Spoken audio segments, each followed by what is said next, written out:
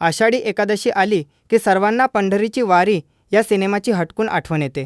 इतकी वर्ष झाली तरीही आजही कोणत्या ना कोणत्या टीव्ही चॅनलवर हा सिनेमा हमखास टेलिकास्ट होतो. प्रेक्षकही आवर्जून हा सिनेमा पाहतात. याच सिनेमात विठोबाच्या रूपात बालकलाकार बकुल कवठेकरने सर्वांचं प्रेम मिळवलं. पण बकुलचं पुढे काय झालं याची भावूक कहाणी वाचून तुमच्याही डोळ्यात पाणी येईल. पंढरीची वारी सिनेमात छोट्या विठोबाची भूमिका बकुल कवठेकर या बालकलाकाराने साकारली.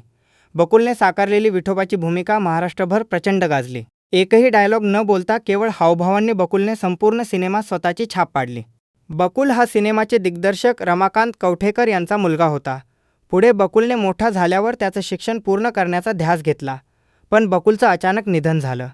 पंढरीची वारी सिनेमा गाजवून बकुल नंतर कोणत्याही सिनेमात दिसला नाही. बकुलने पुण्यात भारती विद्यापीठात फाईन आर्ट्सचं शिक्षण घेण्यासाठी प्रवेश मिळवला. परंतु 2002 सालीच शिक्षण घेत असताना हृदयविकाराच्या झटक्याने बकुलचं निधन झालं. बकुलने जगाचा निरोप घेतला ही बातमी सर्वांना चटका लावून गेली. बकुलचा भाऊ समीर कवठेकर आज मनोरंजन विश्वात कार्यरत आहे. समीरने भावाला आदरांजली म्हणून त्याच्या नावाने प्रोडक्शन संस्था सुरू केली आहे.